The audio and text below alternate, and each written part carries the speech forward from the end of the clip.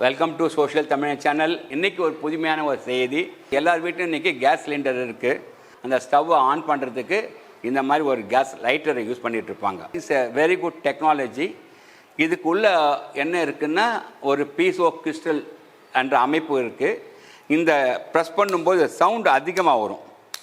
கொஞ்சம் அழுத்தி ப்ரெஸ் பண்ணணும். இந்த ப்ரெஸ்ஸிங்க்கு வந்து that is call hammer pressure. அந்த கிறிஸ்டலிருந்து மின்சாரம் உற்பத்தி ஆகும். இதுதான் பீஸ் ஆஃப் கிறிஸ்டலோடைய பிரின்சிபல். நம்ம மின்சாரம் கொடுத்தா அது அதிரும், சத்தம் வரும்.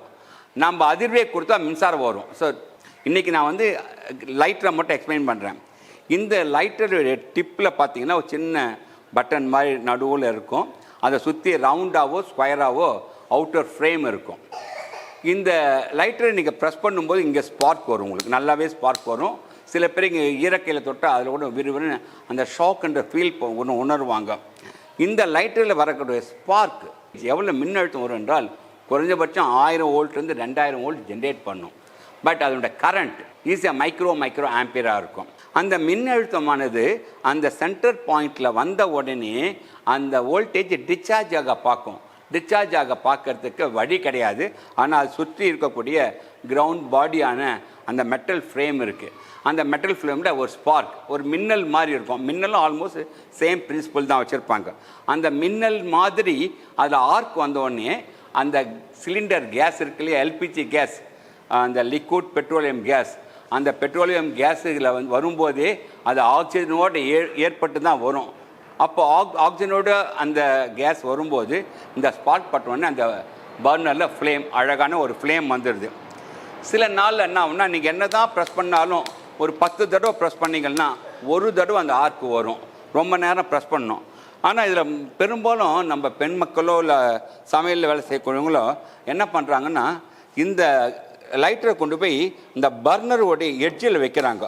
அப்படி எட்ஜில் வச்சு பண்ணும்போது என்ன ஆகும்னா இந்த ஸ்பார்க் அவ்வளோ சீக்கிரத்தை வராது. ஏன்னா இதுவும் மெட்டல்னும் போது அது டிஸ்சார்ஜ் வேறு மாதிரி பொசிஷனில் போகும்.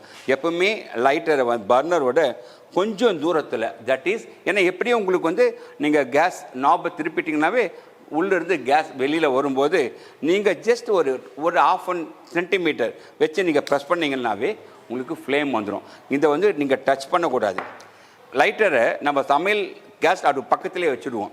அப்படி வைக்கும்போது அங்கே வரக்கூடிய அந்த ஸ்மோக்கி அண்ட் தென் அந்த ஆயில் எல்லாமே கொஞ்சம் கொஞ்சமாக இங்கே டெபாசிட் ஆகும்.